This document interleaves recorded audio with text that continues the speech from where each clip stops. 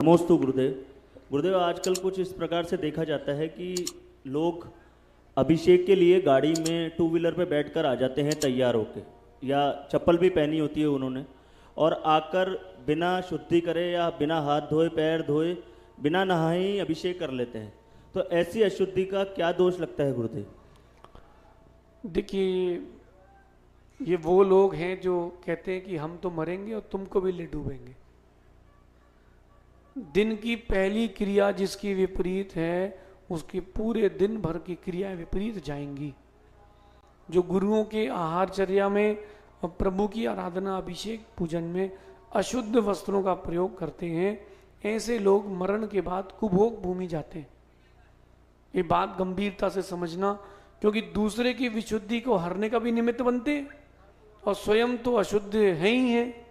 अब सुनिए, भगवान के अभिषेक के लिए शुद्ध वस्त्र पहन करके जाना चाहिए।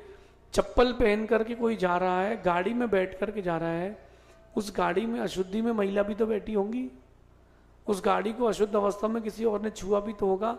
ईरिया पथ से तो जा ही नहीं रहे, नीचे देख ही नहीं रहे, गाड़ी फुर और जीव छुर। ऐसे व्यक्तियों को पुण्य कम पाप ज्यादा लगेगा। ये समझ लीजिए कि इनने 5 रुपए कमाए हैं और 5,000 का नुकसान हो गया।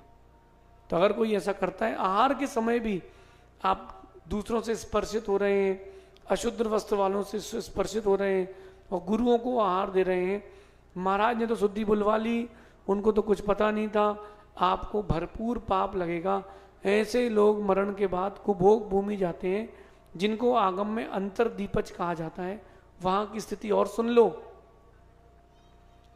वहां की मिट्टी खा करके जीते, मिट्टी भी बहुत सुगंधित होती है। मनुष्य के जैसे पैर रहेंगे, चेहरा शेर जैसा रहेगा, कान हाथी जैसे रहेंगे। एक कान बिछाओ, सो जाओ और दूसरा कान से ओढ़ लो। ऐसी विपरीत परिस्थितियां मिलेंगी और लंबे समय तक के लिए ऐसे कुभोग भूमि में जीव को जाना पड़ेगा, जो अशुद्धि में देते हैं। क्योंकि देखो, भगवान की आराधना की है, गुरुओं को आहार दिया है, तो वो तो निष्फल नहीं जाएगा, लेकिन फल ये मिलेगा कि ना मिले तो अच्छा था।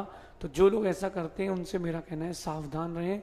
आपके कारण दूसरों की भी अशुद्धि होती है। आप स्वयं बंद करते हैं और दूसरों को भी बंद कराते हैं। अगर आप लोगों को मालूम चल जाए कि कोई व्यक्ति ऐसा आया है, सब हट जाओ, बोलना भैया आप कर लो, पहले आप छू लो, आप जब तक मंदिर से नहीं जाओगे हम लोग कोई अभिषेक नहीं करेंगे, क्योंकि आप अशुद्ध हो। चप्पल वो बोले कि नहीं लाया हूं, तो बोलना सोने की चप्पल भी अगर किसी गाल पर दे दी जाए तो चप्पल ही होती है। ऐसा समझना। पाप के बंध से बचें, क्रियाओं में विवेक लगाएं। श्रावक का नाम ही है श्रद्धावान, विवेकवान, क्रियावान। जिसके पास ये तीनों नहीं है, वो एक श्रावक भी नहीं है। ऐसा समझिए।